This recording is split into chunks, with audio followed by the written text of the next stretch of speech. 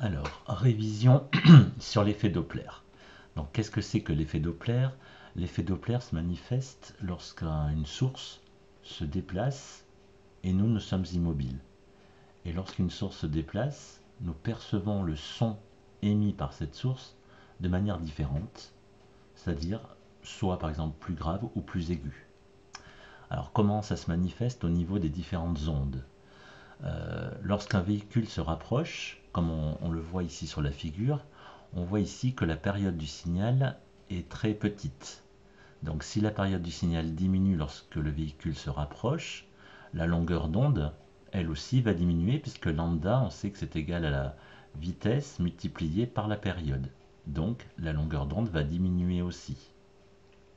Mais si la période diminue, on voit bien ici que la fréquence, qui est donc l'inverse de la période, va augmenter. Donc, si le véhicule se rapproche, le son paraîtra bien plus aigu. De même, si le véhicule s'éloigne, on voit bien ici que les périodes du signal sinusoïdal augmentent, ce qui fait que la longueur d'onde, on l'a vu, était proportionnelle à la période, donc elle augmente aussi. Et donc la fréquence, elle, étant l'inverse de la période, va diminuer, donc le son ne paraîtra plus grave si le véhicule se rapproche. Alors cette variation de fréquence que l'on perçoit est valable pour des ondes sonores, c'est-à-dire qu'on sait que la vitesse du son c'est 340 mètres par seconde, mais cette variation de fréquence, cet effet Doppler, se manifeste aussi, on le verra aussi, pour des ondes électromagnétiques. Je rappelle que la vitesse des ondes électromagnétiques se note ici petit c, comme célérité, et vaut bien sûr 3 puissance 8 mètres par seconde, donc vitesse à connaître pour la vitesse des ondes électromagnétiques. Alors ensuite, il va falloir connaître une démonstration qui permet de démontrer cet effet Doppler. Alors cette démonstration, vous êtes ici, vous êtes le récepteur, c'est l'oreille ici, et vous avez l'émetteur qui est là, la source. Donc cette source va émettre des signaux, une première onde, puis une deuxième onde, à chacune des périodes. Alors pour faire cette démonstration, on doit émettre une hypothèse. L'hypothèse, c'est qu'on suppose que la vitesse de l'onde est largement supérieure à la vitesse de la source. Ça, c'est valable pour n'importe quel type d'onde. Alors, comment faire la démonstration? Comme je vous l'ai montré ici, on va avoir 4 temps. Des temps qui vont concerner l'émetteur, la source, et des temps qui vont concerner le récepteur, ici l'oreille. Alors, tout d'abord, lorsque la voiture émet la première onde, on appellera ça le temps t0 égal à 0 secondes. C'est l'émission de la première onde sinusoïdale.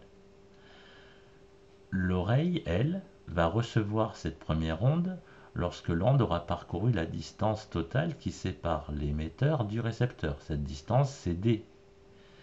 Et le temps, on sait que le temps, c'est la distance, donc la distance totale grand D, divisée par la vitesse. C'est donc l'onde qui se déplace, donc c'est la vitesse de l'onde. Donc, l'oreille reçoit le premier signal, la première onde, à l'instant t1, qui sera donc égal à d sur v de l'onde. Ensuite, la source émet une deuxième onde. Comme c'est périodique, elle va émettre une deuxième onde à l'instant TE. Donc c'est ce qu'on appelle la période de l'émetteur. Ça sera T2 égale TE. Alors, durant le temps T2, enfin entre T0 et T2, on voit ici que la voiture s'est déplacée. On s'est déplacé moins vite puisqu'on sait que la vitesse de la source est plus petite que la vitesse de l'onde. Donc, à l'instant TE, la voiture a parcouru une distance, on voit ici petit d. Ça veut donc dire que cette distance parcourue, c'est bien la vitesse de la voiture, la vitesse de la source, multipliée par le temps qui s'est écoulé ici, c'est TE.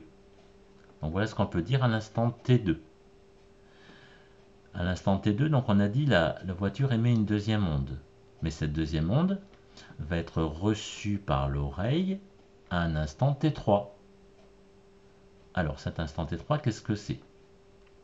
Ben, t3, ça correspond à TE, donc le temps qui s'est écoulé entre depuis que la voiture s'est déplacée, donc TE, plus quoi? Plus le temps que l'onde va mettre pour parcourir la distance qui reste.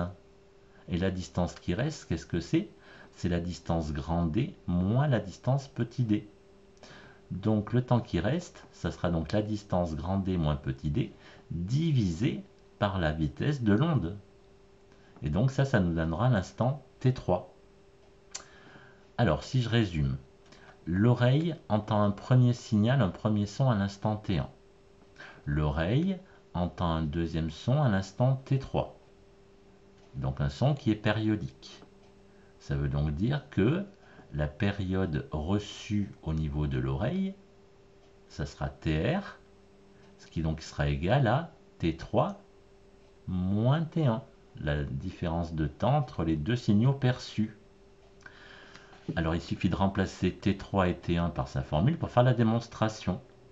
Ce qui va donc nous donner T3 moins T1, ça va donc nous donner ceci, moins D sur V de l'onde pour T1. Alors ensuite, qu'est-ce qu'on peut faire pour simplifier? Donc on a ici D moins D sur V de l'onde qu'on peut écrire sous la forme D sur V de l'onde moins petit d sur V de l'onde.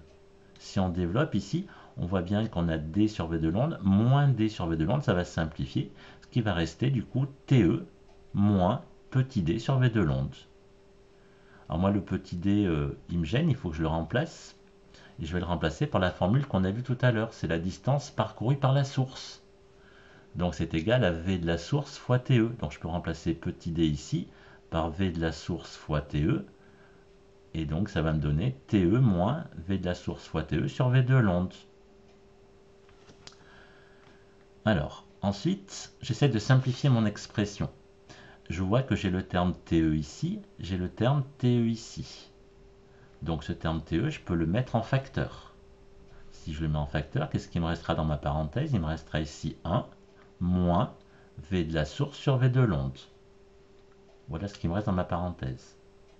Ensuite, ce que je voudrais faire, c'est mettre tout au même dénominateur. Ça veut dire que je vais multiplier le 1 ici par V de l'onde divisé par V de l'onde. Ce qui fait que j'aurai le même dénominateur V de l'onde.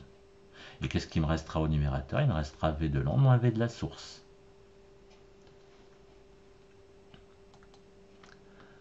Donc ici, ça me permet de voir que la période reçue n'est pas égale à la période émise à cause de ce terme-là, qui modifie la période reçue par rapport à la période émise.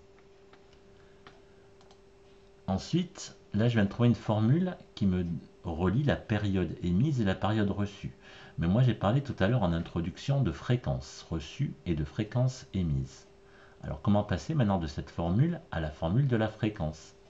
Donc la fréquence reçue, FR, c'est égal à 1 sur TR, c'est l'inverse d'une période. Donc il suffit de prendre l'expression précédente et de prendre l'inverse pour avoir la valeur de FR. Donc qu'est-ce qu'on voit dans cette expression? On voit qu'on a 1 sur TE. Alors c'est quoi 1 sur TE? On sait que 1 sur TE c'est FE. Donc ça fait FE divisé par V de l'onde moins V de la source sur V de l'onde. Donc ça me fait 3 fractions. Et on sait bien que quand on a A sur B divisé par C sur D, ça revient multiplié par l'inverse. Donc en fait, ma fraction ici, il faut que je multiplie par l'inverse pour n'avoir qu'une seule fraction. Donc si je multiplie par l'inverse, le V de l'onde passe au numérateur, et le V de l'onde moins V de la source, ça reste au dénominateur. Et voilà la formule qui permet de relier la fréquence reçue et la fréquence émise. Donc j'ai dit que c'est ce terme-là qui permet de faire varier le rapport entre la fréquence reçue et la fréquence émise. Alors qu'est-ce que je peux dire? On a fait une hypothèse tout à l'heure. On a dit que la vitesse de la source, elle était négligeable par rapport à la vitesse de l'onde. Donc ça veut dire que j'ai la vitesse de l'onde moins un petit chiffre. Donc ça veut dire que là, je vais avoir un rapport, une fraction supérieure à 1. Puisque je vais diviser par un chiffre plus petit, donc ça va faire une fraction plus grande. Donc la fraction sera supérieure à 1. Donc ça montre bien, dans ce cas-là, que FR sera plus grand que FE. L'onde reçue donc sera plus aiguë. Donc là, j'ai fait la démonstration dans le cas où l'émetteur se rapproche du récepteur. Si maintenant l'émetteur s'éloigne du récepteur, du coup la vitesse, elle part dans l'autre sens. La voiture, elle part dans l'autre sens. Donc V de la source va devenir moins V de la source. Et dans mon expression précédente, ici le moins, ici, moins et moins, ça va me donner un plus. Donc FR va s'écrire FE fois V de l'onde sur V de l'onde plus V de la source. Et cette fois-ci, le rapport ici sera plus grand. Si donc le rapport ici est plus grand, puisqu'on additionne les deux vitesses, en fait, la fraction, elle sera plus petite que 1. Et donc si la fraction est plus petite que 1, FR sera plus petit que FE, donc le son sera plus grave. Alors, enfin dans les exercices, ce que vous avez retrouvé, on va souvent vous donner la formule directement, mais on va essayer de la démontrer, mais on la donnera directement dans l'exercice, la formule qui donne ce qu'on appelle le décalage Doppler. Alors le décalage Doppler, on le note souvent delta F. Alors delta F, qu'est-ce que c'est? C'est la variation de fréquence entre la fréquence reçue et la fréquence émise. FR moins FE. Donc il suffit de remplacer l'expression de FR dans la formule ici, donc qui sera égal à FE fois V de l'onde sur V de l'onde moins V de la source, moins FE. Et là, comme tout à l'heure, on retrouve une expression qui fait intervenir FE ici et FE ici. Donc, on peut mettre FE en facteur. Et donc, si je mets FE en facteur, j'aurai le premier terme qui est là, moins 1. Voilà ce qui va me rester dans ma parenthèse. Ensuite, je vais faire comme tout à l'heure. Je vais tout mettre au même dénominateur dans ma parenthèse. Donc si je mets V de l'onde moins V de la source comme dénominateur commun, je suis obligé de multiplier en haut et en bas le moins 1 par V de l'onde moins V de la source. Ce qui fait que je vais retrouver V de l'onde moins, entre parenthèses, V de l'onde moins V de la source au numérateur et au dénominateur. Et là, je vois bien que V de l'onde moins V de l'onde, ça se simplifie. Et donc, comme j'ai moins fois moins, ça donne un plus. Donc, qu'est-ce qui me restera? Il me restera la fréquence émise fois la vitesse de la source sur V de l'onde moins V de la source. Alors, vous verrez dans certains exercices, on vous donnera directement la formule ici. Alors, dans cette formule, ce qu'on pourra écrire souvent dans les exercices, c'est que, comme on l'a supposé tout à l'heure, V de la source est négligeable par rapport à V de l'onde. Donc, comme c'est négligeable, ce terme-là, souvent, on ne le verra pas. On verra souvent la formule delta F égale FE fois V de l'onde, fois V de la source sur V de l'onde peut-être, sans mettre V de la source, parce qu'on peut supposer que c'est négligeable. Donc à partir de cette expression, ça donnera le décalage Doppler. Alors maintenant, on a vu aussi que si une onde se réfléchissait sur une surface, ça parcourait finalement 2 fois la distance. C'est comme si la distance était multipliée par 2, donc on a un facteur 2, et ce facteur 2 va se retrouver devant la vitesse de la source. Et donc au lieu d'avoir FE fois V de la source sur V de l'onde moins V de la source, on aura FE fois 2 fois la V de la source sur par exemple V de l'onde. C'est une formule que vous pouvez retrouver par exemple dans les exercices qu'on avait vus ensemble. Alors qu'est-ce qu'on peut vous demander en exercice à partir de cette formule? Donc soit on vous donne cette formule-là, dans le cas d'une source qui se déplace, ou cette formule-là si on a une source qui est réfléchie. Alors, les choses qu'on peut vous demander en exercice à partir de cette formule, c'est quoi? C'est d'en déduire soit la fréquence émise, si vous connaissez le décalage Doppler, si vous connaissez la vitesse de la source et la vitesse de l'onde, vous pouvez trouver FE.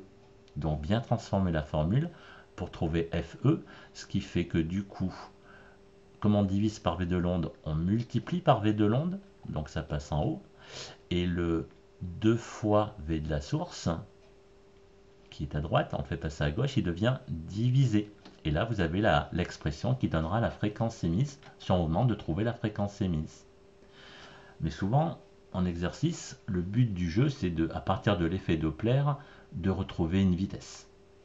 Donc pour trouver une vitesse, généralement on va chercher la vitesse de la source, puisque la vitesse de l'onde, on a dit qu'on la connaissait. C'est soit 340 pour le son, soit 3 10 puissance 8 pour la vitesse des ondes électromagnétiques. Donc si on demande de trouver la vitesse de la source, il faut transformer la formule. Il faut isoler V de la source. Ce qui fait qu'on aura toujours delta F, le divisé par V de l'onde, si on le fait passer à gauche, il devient multiplié. Et le FE fois 2 du coup, puisque ça suppose qu'on connaisse FE, le FE fois 2 qui est multiplié par V de la source, il passe de l'autre côté, il devient divisé. Et vous avez l'expression de la vitesse de la source, dans le cas d'une réflexion là. Donc voilà en gros ce qu'on peut demander en exercice. Alors ensuite, bien connaître les différentes applications de l'effet Doppler, je vous les ai remises ici. Donc là, vous avez le cinémomètre radar, qui fait intervenir des ondes électromagnétiques qui se réfléchissent sur une voiture et qui reviennent sur le cinémomètre. Donc on sera obligé d'appliquer cette formule-là, du coup, pour le cinémomètre. En médecine, pour mesurer, par exemple, on l'a fait en exercice, pour mesurer la vitesse de globules rouges. Donc pour mesurer la vitesse de globules rouges, on a aussi un phénomène de réflexion. Donc il va falloir utiliser cette formule-là, du coup. Ce qui signifie que la fréquence des ondes ici sonores, puisque c'est des ondes ultrasonores dans le cas de l'effet Doppler sur l'écho sanguin, la fréquence FE sera connue et la vitesse V de l'onde est connue aussi. Attention, c'est la vitesse de l'onde dans le sang, qui à peu près on avait vu en exercice de 1500 mètres par seconde. Donc on peut connaître la vitesse de déplacement des globules rouges. Et enfin, l'autre application, c'est le décalage Doppler en astrophysique. C'est-à-dire que ça permet de savoir si une étoile se rapproche de nous ou s'éloigne de nous. Donc on a dit tout à l'heure que si ça s'éloignait, la fréquence diminuait. Si la fréquence diminue, la longueur d'onde augmente, comme on le voit dans la formule qui est là. Et donc si la longueur d'onde augmente, on se déplace généralement vers le rouge. Et on va parler de redshift. Si maintenant l'étoile se rapproche, on voit bien ici que la période est plus petite. Donc la fréquence va être plus grande. Et du coup, si la fréquence est plus grande, lambda, elle, sera plus petite. C'est inversement proportionnel. Donc si lambda est plus petit, ça veut dire qu'on va se décaler vers le bleu et on aura du blue shift. Donc voilà en gros ce qu'il faut retenir sur l'effet Doppler.